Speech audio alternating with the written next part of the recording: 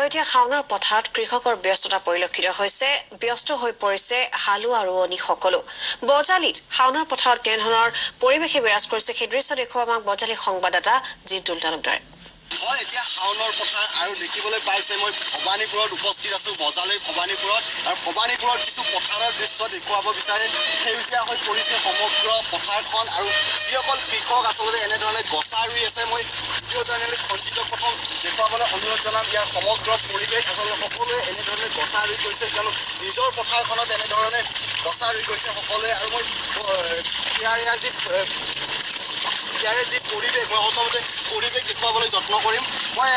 যিসকল ৰোৱনী আছে খেতিয়ক আছে মই তেওঁলোকৰ ওচৰলৈ যাবলৈ যত্ন কৰিম তেওঁলোকৰ পৰা জানিব বিচাৰিম আচলতে কেনেধৰণে তেওঁলোকে ইয়াতে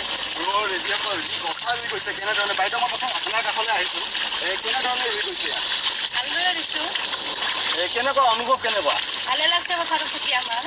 যদিও কষ্ট হৈছে কষ্ট হ'লে সহায় লগা নাই ৰ'দত দিছোঁ বৰষুণত দিছোঁ ৰুইও ভাল লাগছে এতিয়া শাওনৰ মাহ বুলি কোৱা হয় শাওনৰ মাহত কেনেধৰণে আচলতে গছাবিলাক ৰুৱে আপোনালোকে ঠিকে ৰুওঁ আমি শাওনৰ মাহত ৰুব লাগে কেতিয়ালৈ শেষ কৰিব লাগে শাওনৰ শেষৰলৈকে শেষ হ'লে ভাল হয় আৰু বৰষুণ চৰষুণ নহ'লে শাওনৰ মাহত মানে সম্পূৰ্ণ হ'ব লাগে আৰু গোটেই পথাৰখন দেখিবলৈ পোৱা গৈছে যে সেউজীয়া হৈ পৰিছে খুব এটা সুন্দৰ পৰিৱেশ নহয় জানো ইয়াত আৰু আছে ৰোৱনী আছে মই তেখেতসকলৰ পৰা কিছু জানিব বিচাৰিম কেনেধৰণৰ মনৰ অনুভৱ আচলতে কি ক'ব এই শাওনৰ মাহত এনেধৰণে ৰুই আছে কি ক'ব বিৰাট ভাল লাগে ৰুই এই যেতিয়া প্ৰখৰ ৰ'দ হয় ৰ'দৰ পৰা নেওচি আপোনালোকে এনেধৰণে গছা ৰুই যায় কিবা কষ্ট হয় নেকি অনুভৱেই কৰা নাযায় আৰু পথাৰত এই ৰোৱা যিটো গছা ৰোৱা বুলি কোৱা হয় এটা সুকীয়া এটা পৰিৱেশ হয় বা খুব ভাল লগা এটা কেনেকুৱা আহিব ইচ্ছা নাযায় কিন্তু আহি পালে ইয়াতে যাবলৈ ইচ্ছা নাযায় ভাল লাগে তাত এই যেতিয়া আপোনালোকে শাওনৰ মাহত ৰুব তেতিয়া ইয়াৰ পিছত কেনেধৰণে ইয়াৰে যি ডেভেলপ হ'ব কেনেধৰণে হ'ব হ'ব 10-12 মান বিঘা প্ৰতি কৰিব আপোনালোকৰ কিমান মাটি আছে ইয়াত 12 বিঘা আছে 12 বিঘা আপোনালোকে নিজৰ খেতি কিমান আছে আপোনালোকে কৰ্মচাৰী কিমান আছে কিমানজনে কাম কৰি আছে 15জন হয় সময় গতিকে 20জন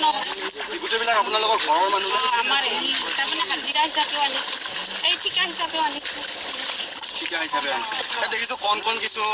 ছাত্ৰীও আছে কিশোৰী আছে কেনেধৰণে ৰুইছে মই ইয়াত আচলতে খেতিয়কসকল আছে মই তেওঁলোকৰ ওচৰলৈ যাবলৈ যত্ন কৰিম মই প্ৰথম আপোনাৰ কাষলৈ আহিছোঁ আপুনি যদি অকণমান আগুৱাই আহে আমাৰ সুবিধা হ'ব কেনেকুৱা